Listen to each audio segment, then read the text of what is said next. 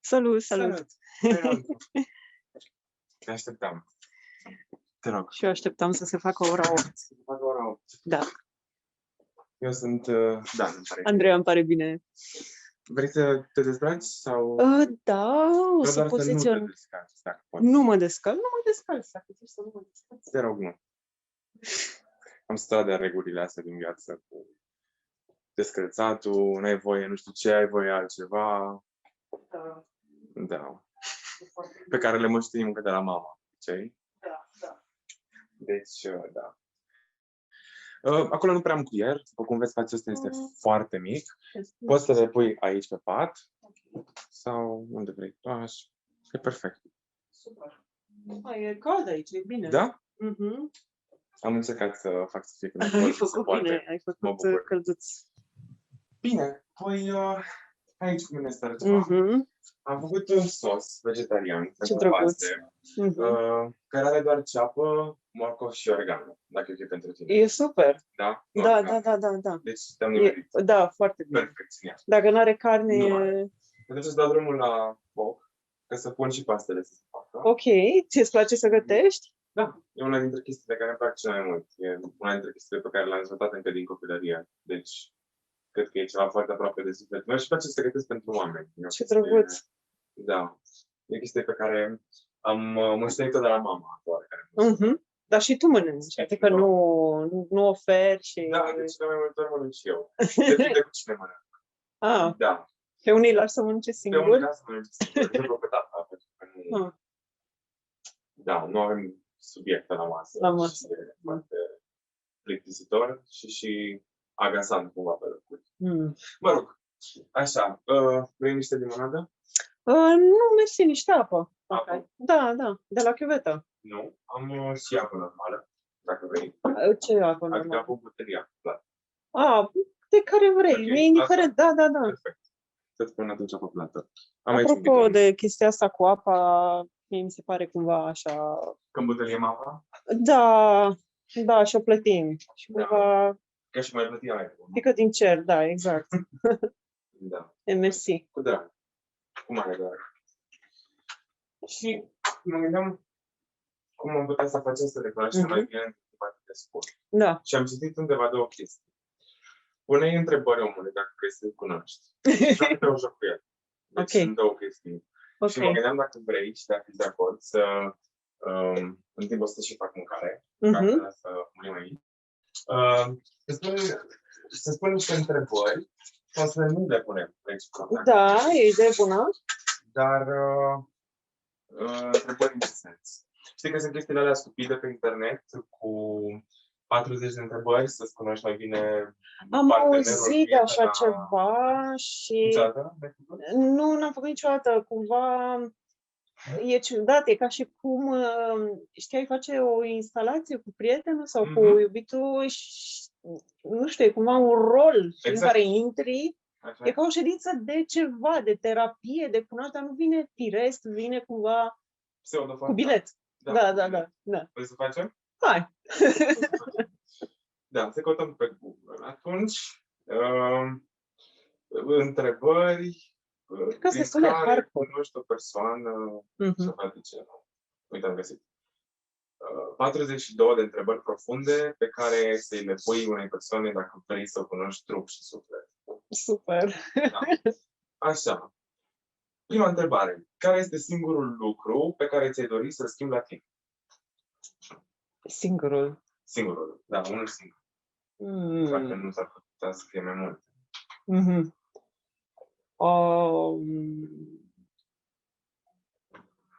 Nu știu, mi-ar plăcea să am dinți mai buni. Adică... Mai buni în ce sens? Mai frumoși? Sau Nu. Nici nu mai contează frumusețea, mai stabil. Mersi, dacă ar putea să stea lipiți din gură, să nu mai cadă niciodată. Am înțeles, da. Bun gând. Deci, dantura mai bună, asta clar aș schimba. Aș schimba, da. Tu? Vezi cum e omul? Că în timp ce spuneai tu, eu mă gândeam și la răspunsul meu. Deci nu am făcut-o... Tu ai dinții foarte albi. Mulțumesc, cred. Nu știu dacă să le iau ca pe un compliment sau nu. Dar da. Și nu fac nimic în sensul ăsta. E mama natură, e Gena, cum ar veni. Da. Răspunzând la întrebare, părul de pe picioare mă omoară. Trebuiască să-l tund sau să, nu știu, să am un spectacol și trebuiască să mă epilez sau, știi? Da. E acolo în plus. Te deranjează. Mă deranjează și de multe ori nu înțeleg rostul. Adică înțeleg rostul așa evolutiv, dar nu înțeleg real de ce. Încă aici. Da, avem haine, nu? Acum Da, exact. Nu mai avem nevoie de păr. Punem niște Versace peste, ok. Niște colați. Așa. Ești o persoană religioasă sau spirituală? Spirituală. Spirituală. Dar aici nu-ți lasă loc de ateism, nu? E așa. Se pune că dacă îți faci testul... Dar Nu sunt. Sunt pe spirit stuff. Eu sunt așa, nici, dar nici. Nu știu ce să. Un pic așa? Da.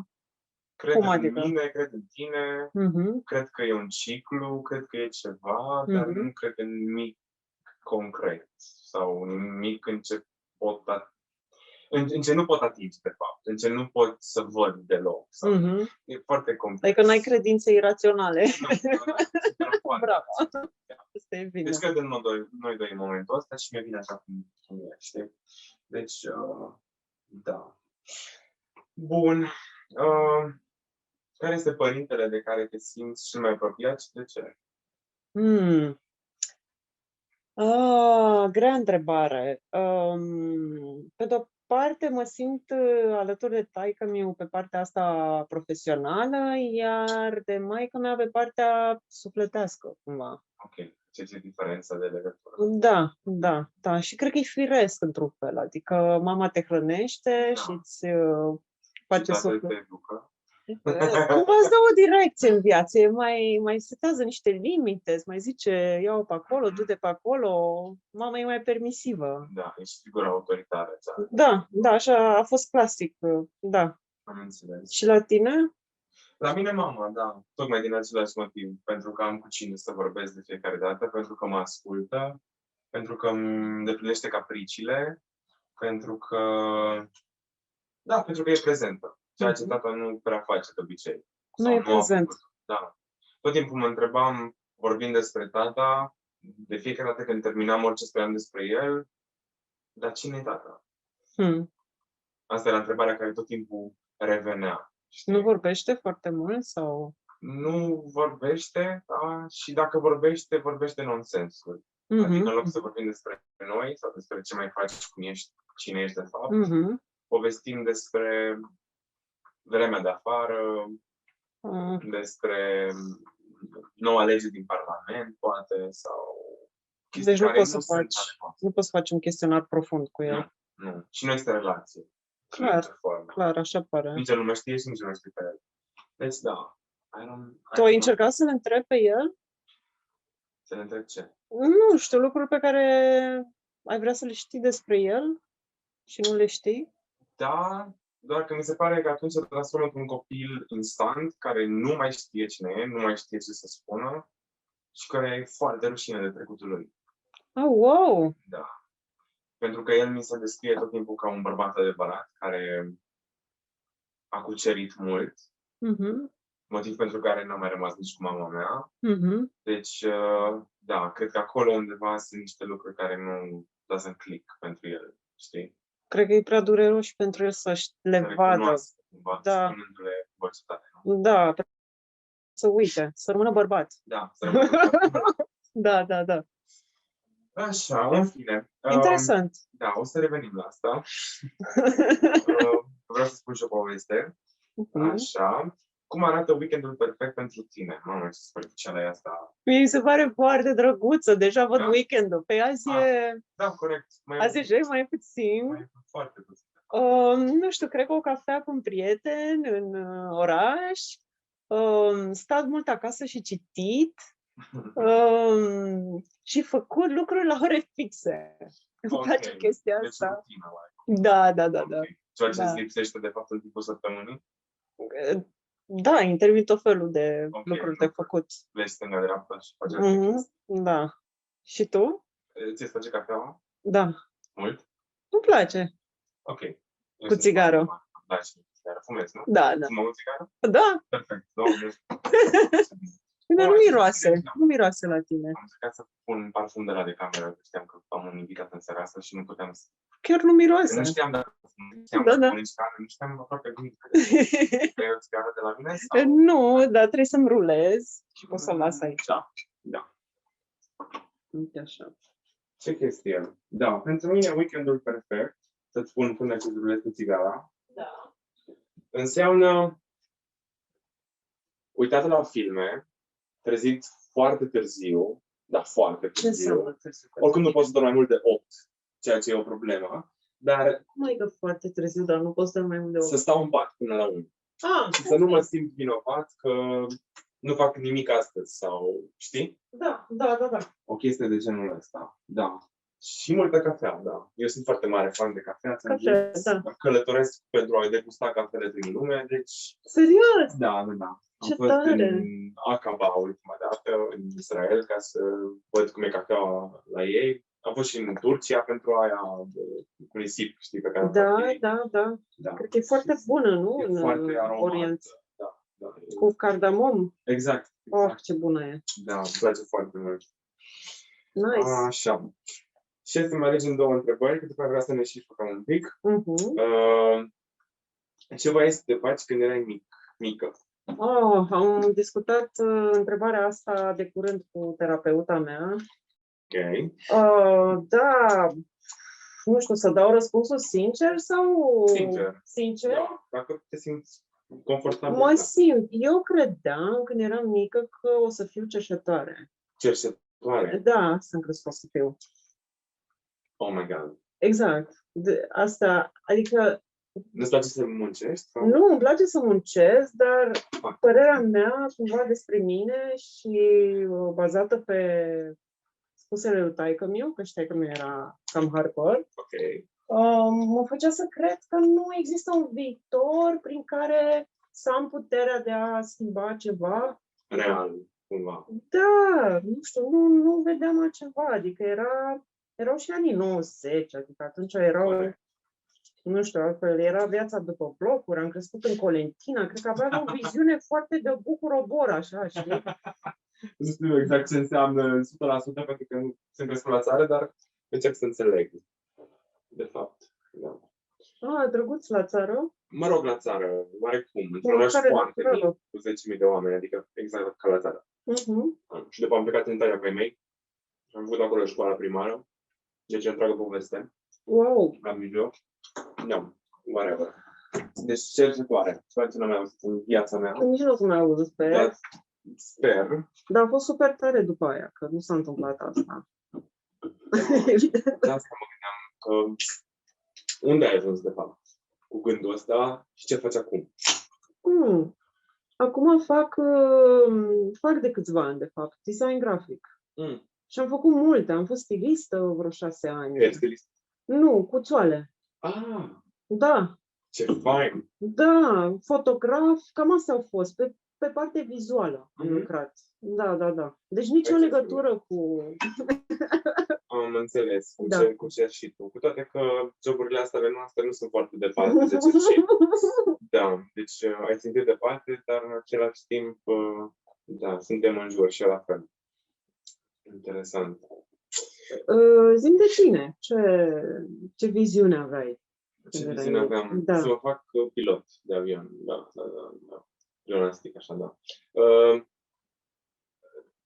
Copilărind așa cu bunica, îmi plăceau 2 chestii foarte mult. Avioanele care treceau pe deasupra casei și trenurile care treceau prin fața casei. Deci oarecum călătoritul ăsta intens din jurul nostru, oamenii ăștia care pleacă și vin în continuu. Și mereu încercam să imaginez povestea lor, să știu cine sunt de fapt, cum arată baia lor, ce se îmbracă acasă, unde pleacă, de ce pleacă, când se întorc. Deci ai fi făcut-o pentru factorul uman mai mult, ca să analizezi oamenii. Interesant. Exact. Să ai trafic mare de oameni. Mare. Și acum mă gândesc dacă să mă duc la un interviu care este săptămâna viitoare pentru cabin crew. Am făcut asta un an, în Serios? Iordania, da. Când ai zis Aqaba, eram... Ce chestie. Da, Iordania, iată, am zis, nu știu ce am zis, dragă. Pe bune? Chiar te duci la interviu, la mișto sau? La mișto, da. La e un vis așa de când eram mic. Și dacă se întâmplă, ce să fac? Să mă duc? Mă duc. Ce-am de pierdut? Ar fi foarte tare. Da. E foarte tare meseria. E o altfel de chestie pentru mine personal. Adică aș încerca-o. Da. Și călătorești mult, și gratis. Văd mulți oameni. Exact ceea ce am nevoie în momentul din viața mea. Să cunosc mai multe povești, să înțeleg cât mai mulți oameni. O să cunoști la povești. Da, pe care poate nici nu ar vrea să le cunosc. Da, am auzit tot felul de povești de la prieteni care fac jobul ăsta. Da. Vezi, nu am de asta de strecurat, sau cum se zice, strecurat? Strecurătoare. Strecurătoare, da. Dacă o facem classic way. Nu știam varianta asta, pare foarte eficientă. Da. Și după aia clătești frumos acest drăguță farfurie și totul e rezolvat. Bam, bam. Ador pastele. Perfect. Am numerit cu toate. Da. Genial. Super. Dar, înainte să mâncăm, vreau, dacă vrei, să jucăm și un joc. Haide. Fazan, haide, n-am mai jucat de mult. Nici eu, de când eram mic. Și acum am gândit cum ar fi să... Perfect. Încep tu cu alfabetul? Da, și îl zic în gând după aia și tu zici stop, nu? Zici doar A și restul în gând. Da. A. Stop. D, pentru că l-am reluat. D. Și acum cred că eu ar trebui să zic ceva cu D. Și o să zic dinozaur. Dinozaur. Uraniu. Uraniu.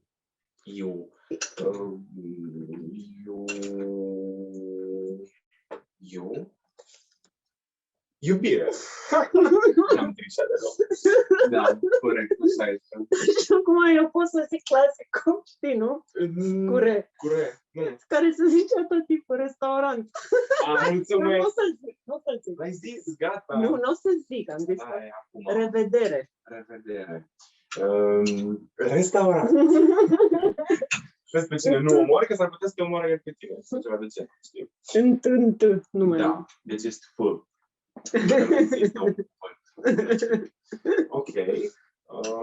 Și acum eu zic alfabetul. A. Stop. F. Te bune? Da. E adevărat că poți să zici ce vrei. Absolut. Și asta e cea mai trick pentru cei care nu știu alfabetul. Exemplu eu.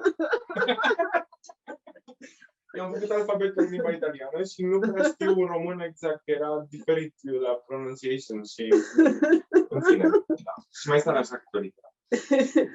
La italian cred că ai multe vocale. F.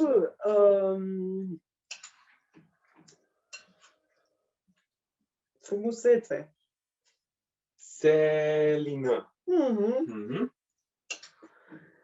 Năbădăi.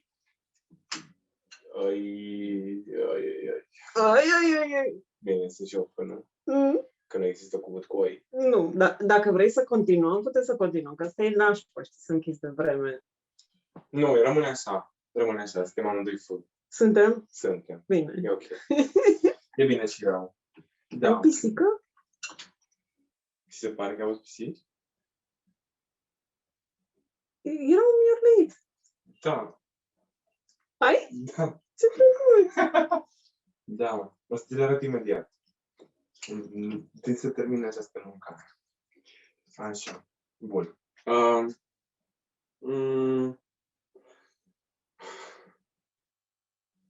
Și acum ar trebui să spui tu, de fapt, alfabetul din nou. A. Stop.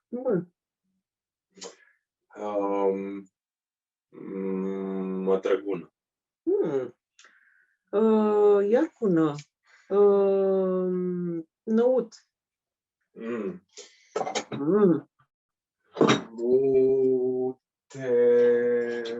Utopie.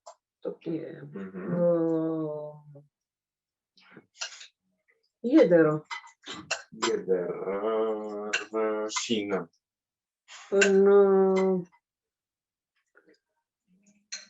Năsos.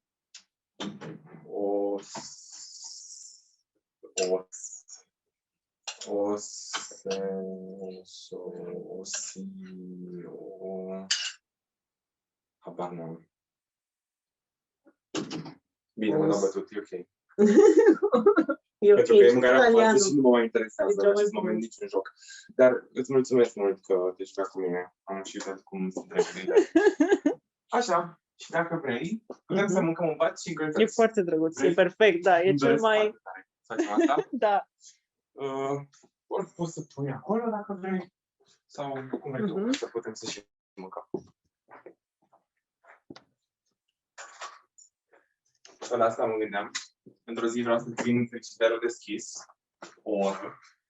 Doar pentru că mama spunea mereu că n-am voie să am frigiderul deschis. Sau într-o altă zi vreau să mănânc în pat încălțat. Doar pentru simplu fapt că tata îmi spunea că nu am voie să mănânc în pat încălțat. Ce bună idee. Da. Și acum ne răscriem copilăria cumva.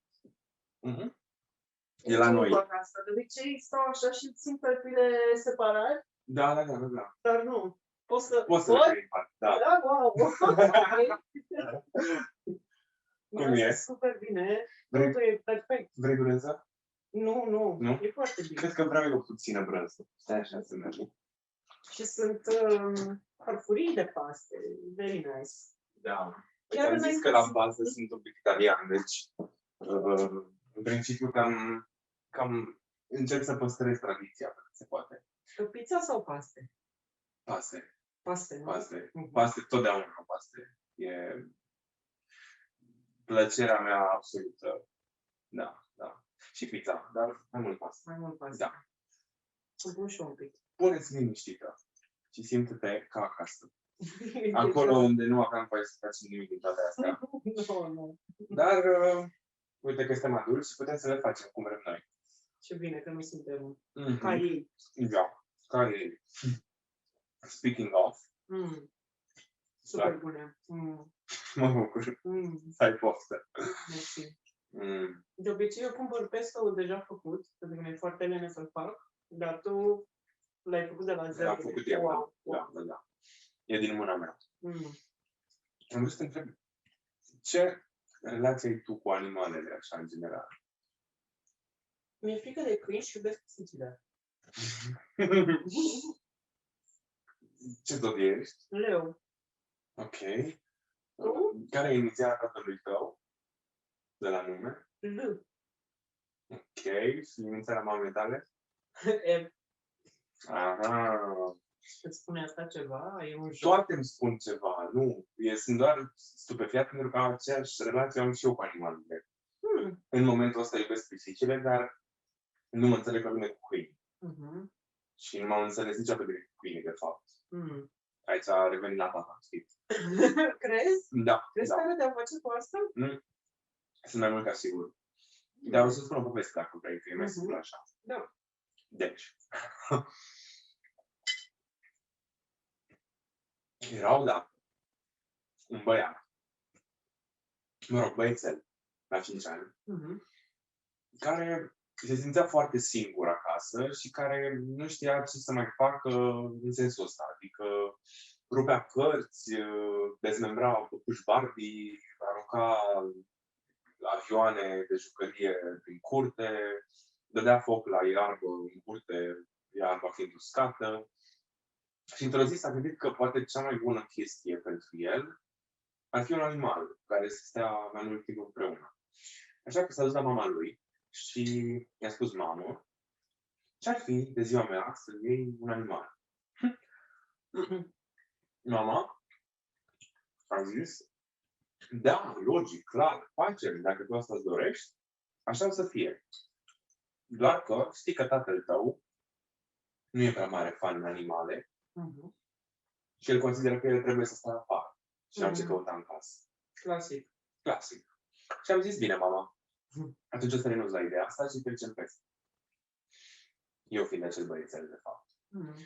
Și de ziua mea, în ianuarie, era foarte frig. Vine mama acasă cu un câine în brațe, cu un bișon. Ăla a fost primul moment din viața mea în care cu adevărat am simțit că aș putea să am pe cineva pe care să-l iubesc necondiționat și care chiar să fie lângă mine tot timpul, prezent. M-am uitat la el, am știut că e al meu, forever, și că o să fim mereu împreună. Și așa ce fost, până 3 ore mai târziu, când am venit acasă. Și l-a văzut. Da. Și a început să urle. Și la mine și la mama.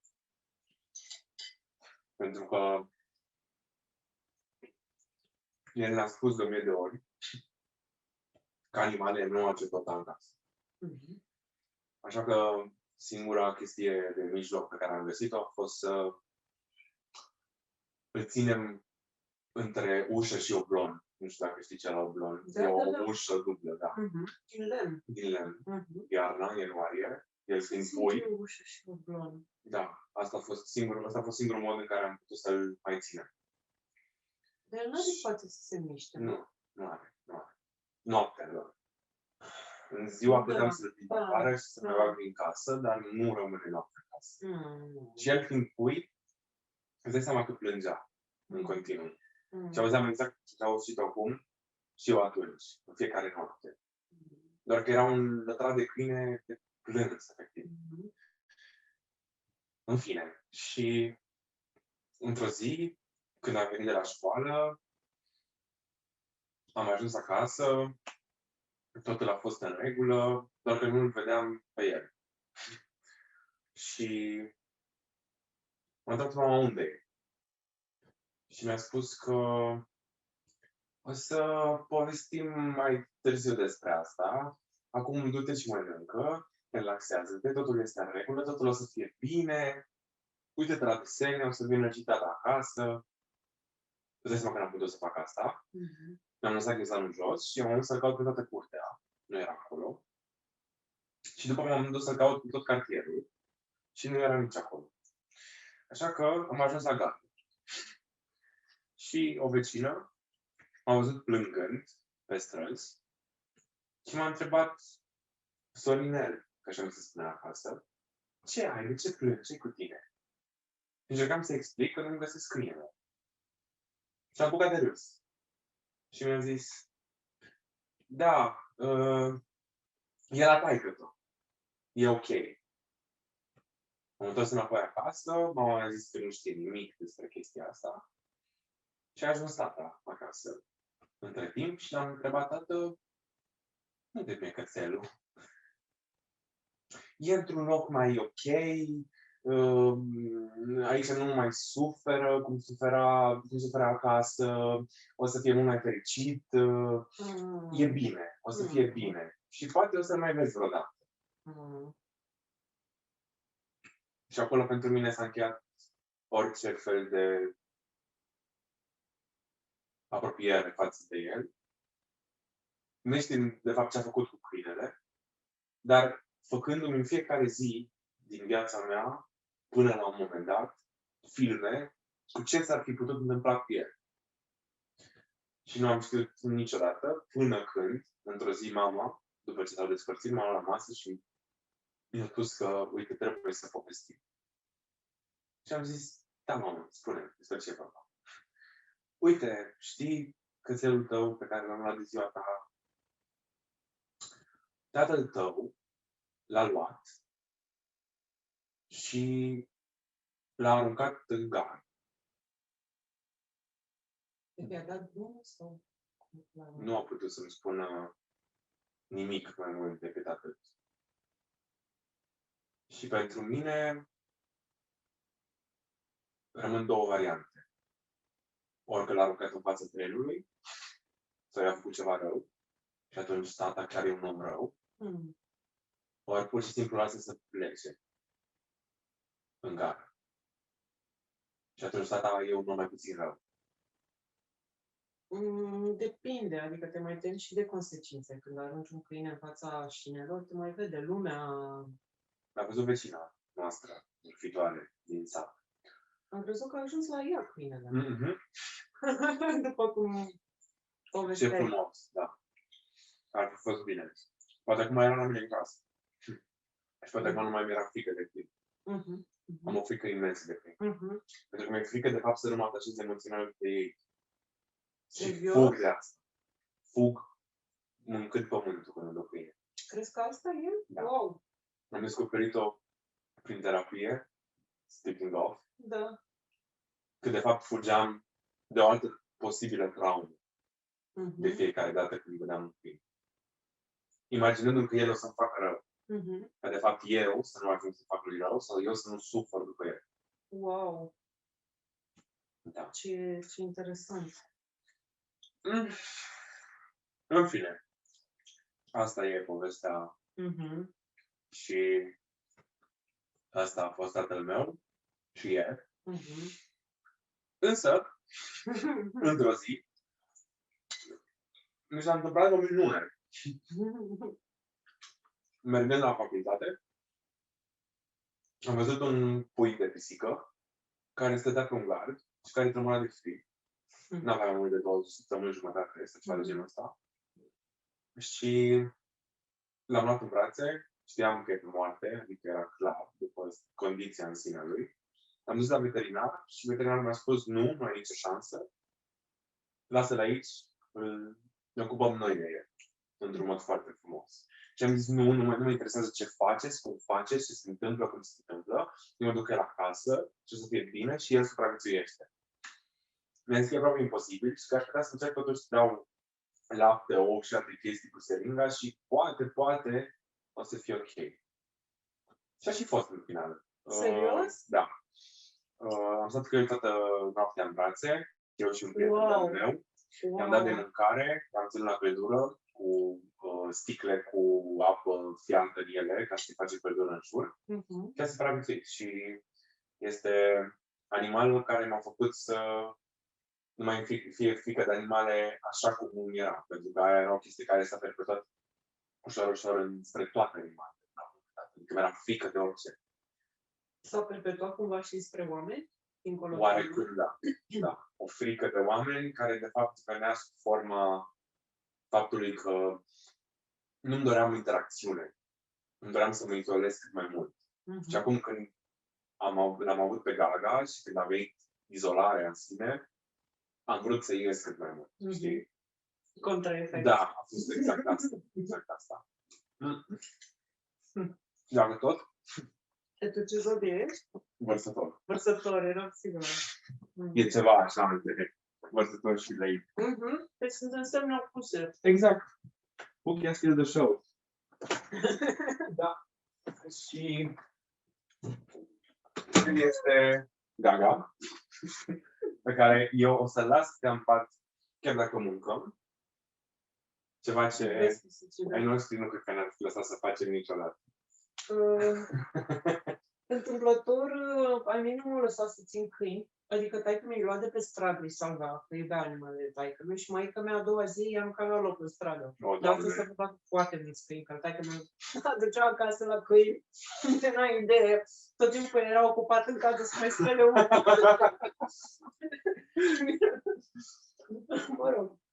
Și mă rog, am suferit foarte mult, în special după Lola, cățelușa albă, era super drăguță. Aia am găsit-o de 2 ori. După ce am plecat pe aia în parc, am găsit-o de 2 ori pe stradă și am văzut de 2 ori. Nu, Doamne. Când am văzut maica mea că mă prind, că pe unde îi lasă, s-a dus mai departe. Și nu știu unde a reușit. Chiar să întreb, unde a lăsat-o pe Lola? Asta e o bună întrebare. Unde e Lola? Unde e? Marea întrebare. Și dacă vrei să fac cunoștință și cu al doilea pisicuț pe care l-am. Hai, iubitul meu. Speriat mic. Și imediat după Gaga a venit Ra.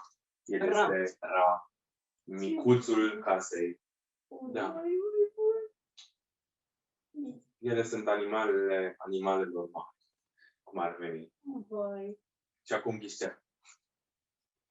Merge direct la mâncare. Da, nu cred că mănâncă... Crede-mă, mănâncă orice, oricând. Iar pisica mea, că după aia mi-am luat pisica pe care n-a aruncat-o nimeni din fericire, a murit anul trecut pe 31 mai. Deci am aprobat-o pe 1 iunie, de ziua copiilor, și avea 18 ani. O aveam de la 17 ani. Ce fain! Oh, Doamne! Super nice! Adică și-a trăit viața. Ce tare! Da. Eu am citit că undeva pe la 12-13 e media de viață. Așa e. Da, 18. 18, fix adolescență. Uitați-mă. Ce frumuțel. Vreți să mâncați și voi? Hai să mâncați și voi. Am să le pun și la ceva de mâncare. Hai, să vezi cum fac când toți. Deci ai 2 motănei. Da? 2 dita mai motănei. Copilaș. Aici e mâncarea. Și fii atent.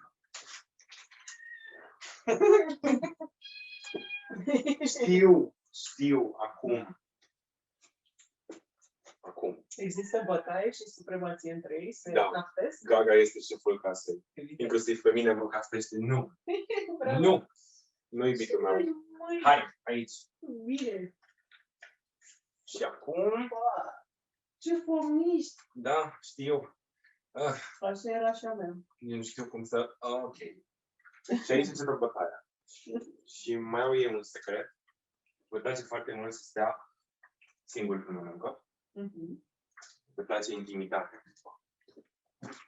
Așa că... Poate să plecăm. Serios? Da, de obicei la singur când mănâncă. Deci... nu știu. Gaga și Ra. Da, Gaga și Ra. Plosche, vezi plosche și noi? Un alt lucru. Natural. Da, un alt lucru pe care nu aș putea să-l fac acasă. Tu ai multe leiere de dat jos, pare. Leiere? Da, sunt multe. Dar am zis că astăzi ne învârtim în jurul lucrurilor pe care nu puteam să le facem și pe care putem să le facem. Și de fapt, să vedem cât de mult suntem similari cu ei. Că mâncăm la fel, în momentul ăsta. Stăm încălțați în pat. Ei nu au nimic în picioare, dar mereu sunt murdari când urcă în pat. Și nici nu știu să închide ușa de la baie când ies din baie. Cum nici eu nu vreau să închid ușa de la frigider. Nu am închis ușa de la frigider? Am momente în care stau și deschid ușa și mă uit în frigider și zic, mamă, ce bine e să nu zică nimeni, închide frigiderul. E așa un moment de independență supremă. Pot să fac ce vreau eu, știi? Și mi-e foarte bine așa. Gata? Mai vrei? Nu mai trage la paste. Da. Mănânc orice. Într-o zi am mâncat brocoli.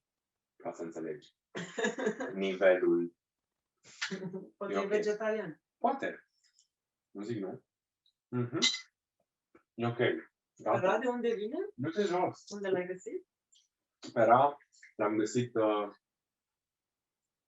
de fapt, l-a găsit o doamnă care m-a sunat să mă întrebe dacă nu vreau un pui de pisică, pentru că sunt nou-născuți și pot trăi doar cu lapte, alăptați.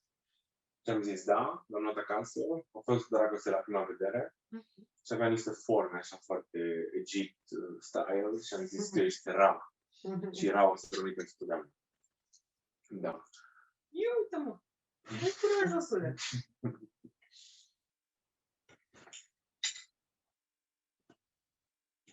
Este un frumos și jumătate. E foarte frumos. Și are un nas drăguț. Da. Ui, crezi că nu știu ce ai de gând să faci? Nu e nevoie. Du-te jos. Nu lasă că te duci în direcția aia și o să revii pe partea asta, probabil. Da. Aș câta oară. Bravo, Gaga! Hai! Hai! Ia să vedem dacă facem așa. Asta poate că funcționează. Să mă urca pe tine. Nu cred. Nu mă cunoaște pe tine. Ți-ai imaginat că o să faci echilibristică în seara asta? Niște sport, ceva? Da. Și o să vă lăsăm imediat. Da, o să trebuiască să plecăm 2 minute de aici. Ca să-i lăsăm să mănânce ei în pacea lor. Următoarea bucățică de mâncare. Dar aș vrea să mai îmi spui o chestie înainte. Care ar fi lucru pe care ți le-ai spune tu ție dacă ai avea acum 10 ani?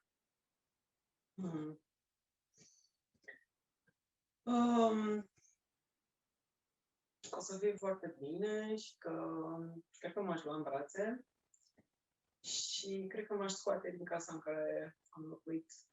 M-aș lua de acolo, m-aș muta de acolo, m-aș ține în altă casă. Bine, atunci hai să facem asta. Deci, asta să pun aici. Ce te iau în brațe, dacă vrei.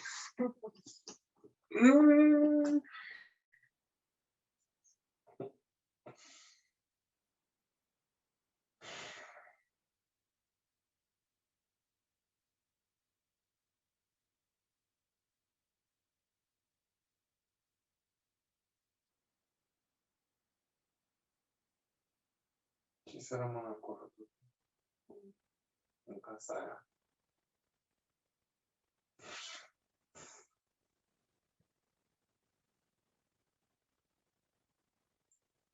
Care acum ne putem imagina că de fapt e casa asta și plecăm dracului din ea. Vrei? Hai. După ce am plecat în picioare totuși și am mâncat cum am vrut noi. Noi trebuie să ne revedem. Vă pup. Hai să ne luăm bagajele și să plecăm departe de toate locurile astea care nu ne-au făcut bine cândva. Și nu știu dacă e nevoie să ne mai întoarcem vreodată. Deși ai pisicile aici. Da, da. Corect. Băi. Wow. Să fie de bine. Mersi. Cu drag. Bună pentru masă. Cu mare drag. Foarte bună. Și să ne fie de bine și aici. Emoțional. Și tu. Și ție. Mulțumesc, să fie.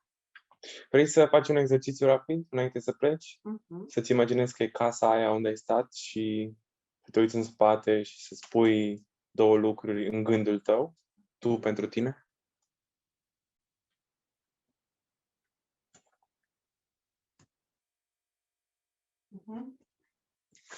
E ok? Foarte bine. Bate palma. Nu știu cum funcționează asta. Wow. E puternic momentul. Bine casă. Pa. Pa, Andrei, ce mic. Pa, Sorinel cel mic.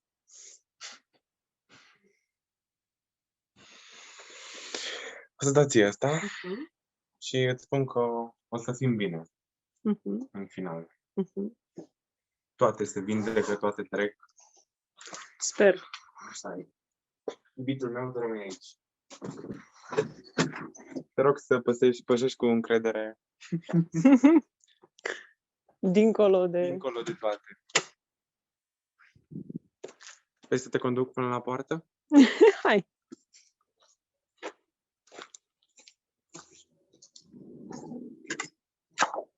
Că mă conduc și pe mine așa.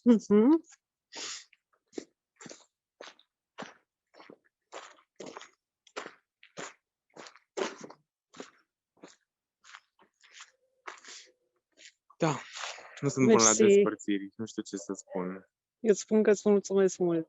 M-ai atins.